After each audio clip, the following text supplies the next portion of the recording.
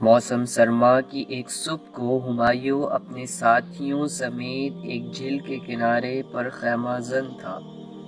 پچھلے 2 برس سے ہندوستان سے نکالے جانے کے بعد وہ صحرا میں مارا مارا پھر رہا تھا۔ اس نے امرکوٹ کی طرف سے گرد و غبار اٹھتی دیکھی تو وہ پریشان ہو گیا۔ گرد و غبار کم ہوئی تو اسے ایک گھڑ سوار نظر آیا۔ گھڑ سوار قریب آیا اور اسے خوشخبری سنائی کہ ہمایوں کی بیوی حمیدہ کے ہاں لڑکا پیدا ہوا ہے۔ ہمایوں کو اپنا جانشین مل گیا تھا۔ اس بچے کا نام ہمایوں نے جلال الدین اکبر رکھا۔ اس لمحے ہمایوں کے پاس کچھ نہیں تھا۔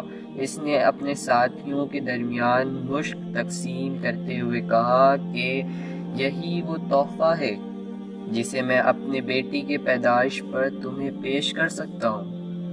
مجھے یقین ہے کہ اس کی شہرت اس طرح ساری دنیا میں پھیلے گی جس طرح اس مشق کی خوشبو اس خیمے میں پھیل گئی ہے۔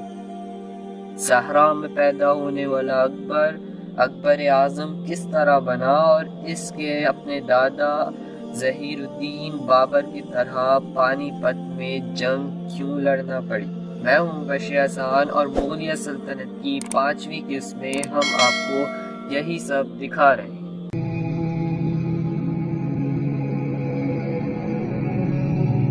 امرکوٹ سندھ میں موجود چھوٹی سی عمارت اس جگہ پر تعمیر ہے جہاں اکبر کی پیدائش ہوئی تھی۔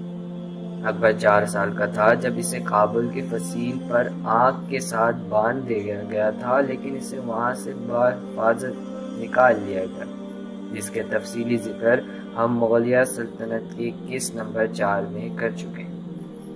ہمایوں 1555 میں ایک بار پھر دہلی پہنچا تو اس نے اکبر کو اپنے جرنیل بہرام خان کے ساتھ پنجاب بھیج دیا۔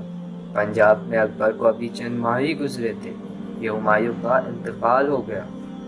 مغل سلطنت کے عمرا نے بغاوتوں کے ڈر سے ہمایوں کی موت چھپائے رکھی اور اس دوران ایک شخص کو جو ہمایوں سے مشابہت رکھتا تھا اسے ہمایوں بنا کر عوام کے سامنے پیش کیا جاتا اور عوام اسے دور سے دیکھ کر مطمئن ہو جایا کرتی۔ اس انتظامات کے دوران اکبر کو ہمایوں کی موت کی خبر دے دی گئی۔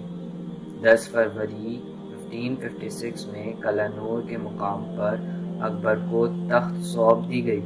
اکبر کو اپنے دادا بابر کی طرح انتہائی کم عمر میں ہی تخت مل گئی تھی۔ اکبر تخت پر بیٹھا تو اس کی عمر 13 سال 9 مہینے تھی۔ اس نے بہرام خان کو اپنا وزیر اعظم منتخب کیا جسے وہ بابا کہا کرتا تھا۔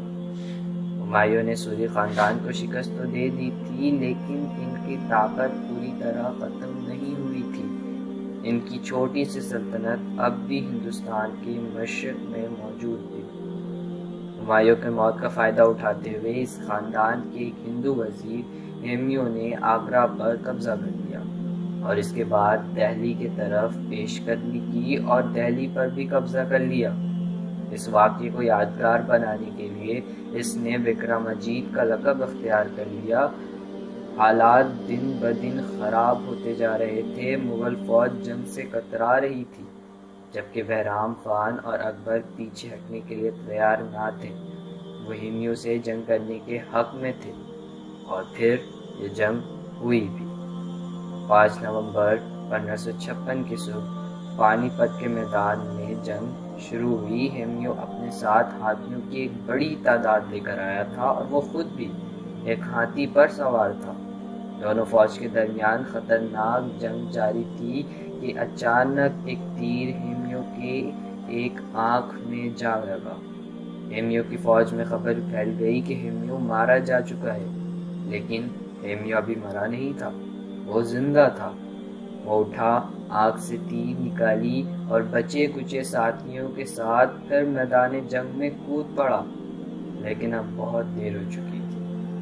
تقدیر میں ہیمیوں کی ہار لکھی جا چکی تھی۔ وہ جلد ہی مغلوں کے ہاتھ آ گیا اور اسے قیدی بنا کر اکبر کے سامنے لایا گیا اور بہرام خان نے مشورہ دیا کہ اسے قتل کر دیا جائے، لیکن اکبر قتل کرنے سے کترانے لگا۔ اس پر بہرام خان نے اپنی تلوار نکالی اور ہیمیوں کا سر قلم کر دیا۔ ہیمیوں کا سر کابل روانہ کر دیا گیا اور اس کا تن دہلی کے ایک دروازے پر لٹکا دیا گیا۔ اس جنگ کے بعد اکبر نے اپنی سلطنت کے حدود وسیع کرنا شروع کیا اور چند سالوں میں جونپور، اجمیر اور گوالیار فتح کیا جا چکا تھا اور مالوا کو فتح کرنے کی پرجوش کوشش کی جا رہی تھی کہ اس اثنا میں اکبر اور بہرام خان کے درمیان اختلافات جنم لینے لگے۔ وجہ یہ تھی کہ بہرام خان اکبر کو بچہ سمجھتے ہوئے سلطنت کے سارے فیصلے خود کرتا تھا۔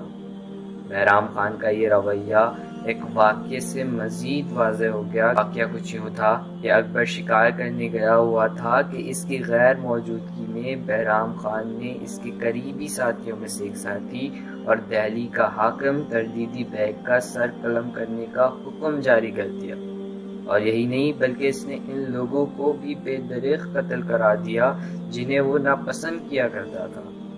اس کے علاوہ بھی اس نے ایسے کام کیے جو کہ اکبر کی مرضی کے خلاف تھے، جس بنا پر اکبر اور بہرام خان کے رشتے میں دراڑ آتی گئی۔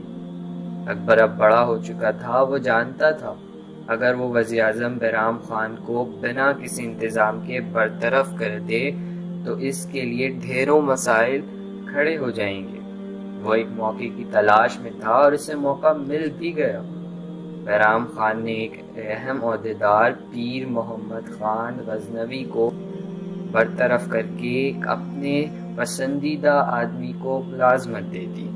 اس واقعے نے مغل امرا میں تشویش کی لہر دوڑا دی اور بہرام خان کی اسی غلطی سے فائدہ اٹھاتے ہوئے اکبر نے اسے برطرف کر دیا اور اسے مکہ جانے کا حکم دیا۔ لیکن بہرام خان نے اکبر کے خلاف بغاوت کر دی۔ اکبر نے اس کی بغاوت کو کامیابی سے کچل دیا اور اسے گرفتار کر لیا گیا۔ اسے انتہائی خستہ حال میں اکبر کے سامنے پیش کیا گیا۔ دوستوں، آپ جانتے ہیں کہ اکبر نے نہ صرف اسے معاف کر دیا بلکہ اسے عزت سے اپنے پاس بٹھایا اور شاہی لباس پہنایا گیا۔ بہرام خان نے اکبر سے مکہ جانے کی اجازت مانگی جو کہ اکبر نے دے دی۔ البتہ بہرام خان کا مکہ جانے کا خواب پورا نہ ہو سکا اور راستے میں وہ قتل کر دیا گیا۔ مغلیہ سلطنت کی چھٹی قسط میں ہم آپ کو اکبر کی باقی زندگی کی داستان سنائیں گے، جس میں آپ کو یہ بھی بتائیں گے کہ اس نے کس طرح اور کیوں ایک نیا دین الہی قائم کیا۔